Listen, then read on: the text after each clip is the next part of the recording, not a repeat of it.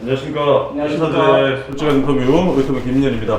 네. 오늘은 신경과 전문의 강성진 부장님 모시고 인터뷰를 진행하고자 합니다. 안녕하십니까. 네, 안녕하십니까. 예. 저는 김해공병원에서 근무하고 있는 신경과 전문의 강성진입니다. 예, 오늘 유튜브 제목 보셨다시피 신경과입니다. 현대력에 발달하면서 이제 사람들의 평균 수명 급속도 늘어나고 있죠. 그래서 모두가 오래 건강하게 살면 좋겠지만 노인성 질환들 여러 가지 질환들에 이제 노출되고 있습니다. 그 노인성 질환 중에 대표적으로 떠오르는 게 치매인데요. 그래서 오늘은 치매 질환에 대해서 알아보려 합니다. 먼저 치매는 무엇인지 한번 설명 부탁드립니다. 네, 치매는 사람의 정신적 지적 능력이 손상돼서 사회적 활동에 영향을 주는 상태입니다.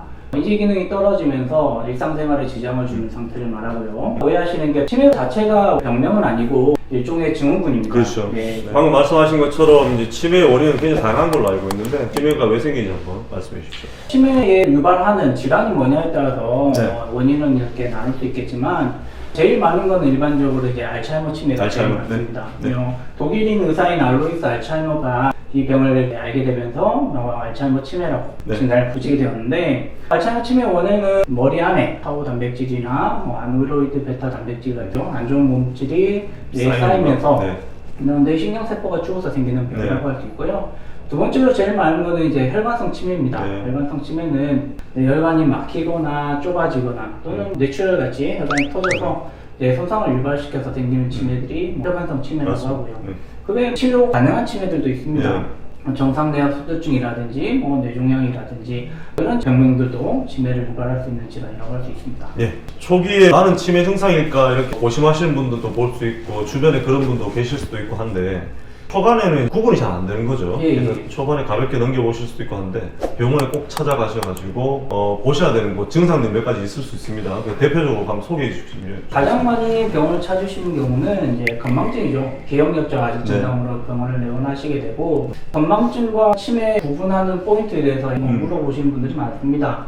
간단하게 구분 포인트가 뭐냐면 어떤 단서를 줬을 때 네. 우리가 기억을 하느냐 네. 못하느냐라고 생각을 하시면 됩니다. 예를 들면 자녀분들이나 이제 형제분들이나 친구분들하고 한 2주 전 뒤에 만났을 때 밥을 먹기로 했다. 살다 보면 까먹을 수 있습니다.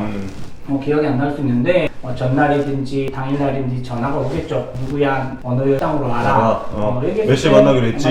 이러면 아 맞다, 까먹고 있었다 라고 반응이 나오면 건망증 쪽에 건망증이고. 가깝다고 생각하시면 되고, 힌트를 줬음에도 불구하고 기억이 안 난다, 무슨 일이었지? 왜 네. 만나기로 했지라고 네. 반응이 나오면 네. 그건 훨씬 치매 쪽에 가까울 수 있다. 상태라고 보시면 됩니다. 그러면은 방금 말씀하신 거에 좀 더 이어가는 질문인데요. 예. 이런 말씀하시죠. 내가 원래 그런 경향을 갖고 있었는데 예. 최근 들어서 그 건망증 증상의 빈도가 높아진다고 이야기하는 거죠. 아, 예. 그 부분은 어떨까요?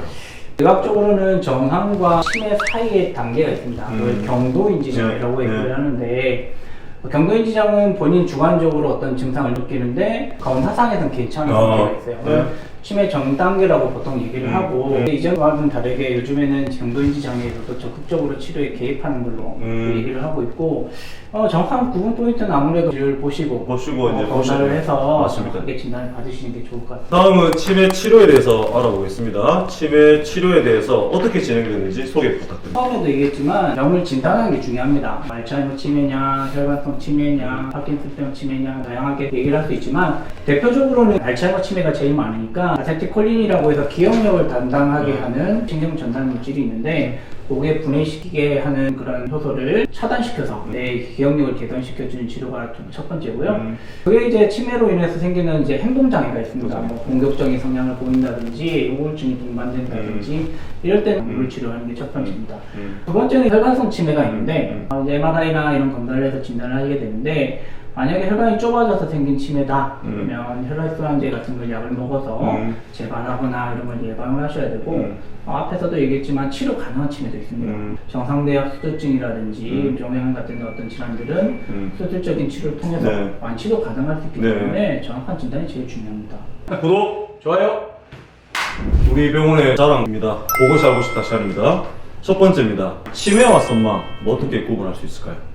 쉽게 말해서 상황이 맞지 않는 엉뚱한 얘기를 하는 걸 선망이라는 증상을 하는데, 치매와 조금 구분하기 어렵긴 하지만, 치매는 보통 언제부터 그러셨어요? 라고 얘기하면 뭐 3개월, 6개월, 1년 좀 길게 얘기를 하시게 되고, 선망은 갑자기 생깁니다. 갑자기. 며칠 전부터 네. 큰 병을 앓거나 열이 나거나 수술을 하고 나서 갑자기 증상이 생기기 때문에 그게 가능한 포인트인데 쉽진 않습니다. 왜냐하면 뇌경색이나 뇌염이라든지 감염성 질환 같은 거에서도 선망처럼 나타날 수 있기 때문에 검사를 했는데 보니까 시상이라는 부위라든지 뭐 전두엽이나 이런 부위에 뇌경색이 와서 진단이 되는 경우도 있기 때문에 정확한 검사를 해서 다른 질환들을 구분을 하셔야 됩니다. 네, 두 번째입니다. 이 신경과가 정신의학과하고 겹치는 부분이 생길 수 있습니다. 네. 정신건강의학과에서 약이 치매를 발생시키거나 발생이 된 거를 갖다가 감추거나 아니면 가속화시키거나 안 좋은 영향을 미치나 이거에 대해서 궁금하신 것 같습니다. 물론 이제 정신건강의학과 약 중에서도 그렇고 그 외에 다른 약에서도 영향을 주는 약들은 있습니다.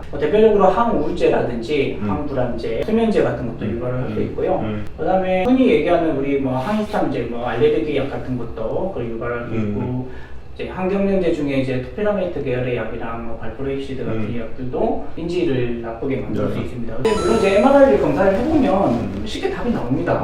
왜냐하면 약물 유발에 의해서 생기는 인지 저하는 뇌 MRI를 찍으면 깨끗해요. 근데 그게 아니라 MRI를 찍었더니 구조적으로 문제가 주변에 이제 생기죠. 위축이 와 있어서 내가 작아져 있다. 그러면 순수하게 약물 때문이라고 보기는 어렵고 인지 저하를 유발하는 치매가 깔려 있다고 보시면 맞을 것 같습니다. 마지막 세 번째입니다. 이 수면 장애가 치매를 유발하기도 하나요? 일단 수면에 대한 관심이 최근 들어서 많이 높아졌습니다. 수면 장애를 질병이라고 얘기도 하지도 않았고 약도 좀 부작용이 많고 근데 요즘 연구들은 불면과의 연관성에 대해서 많은 연구가 이루어져서 뭐 혈압, 당뇨, 심혈관 질환 다 유발할 수 있게끔 돼 있고 특히 치매 부분에서 얘기를 드리면 수면 중 상태에서 뇌의 어떤 노폐물 같은 거를 배설하는 과정들이 일어납니다.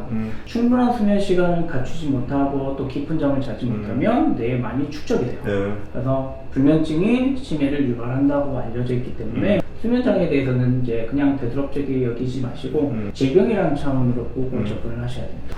예, 우리 부장님 네. 오늘 인터뷰 어땠습니까? 좋은 시간 된 것 같습니다. 마지막으로는 사람은 모르는 것에 대한 두려움들이 많다고 생각합니다. 맞아요. 반대로 얘기하면 알면 두렵진 않아요. 네. 그래서 짧은 시간 동안 여러 가지 이야기들을 충분히 알려드리기는 어렵긴 하지만 우리 어르신들이 제일 걱정하는 질환 중에 하나인 치매에 대해서 조금이나마 지식을 전달해 드려서 감사하다고 생각하고 특히 우리 심혈과에서 조금 더 얘기를 드리면 뇌신경계는 아직 밝혀져야 될 영역들이 많은 분야고 연구도 많이 이루어지고 있습니다. 그래서 멀지 않은 미래에는 이런 치매나 뇌졸중, 파킨슨 같은 질환들이 정복될 수 있을 거라는 희망을 가져보고 맞습니다.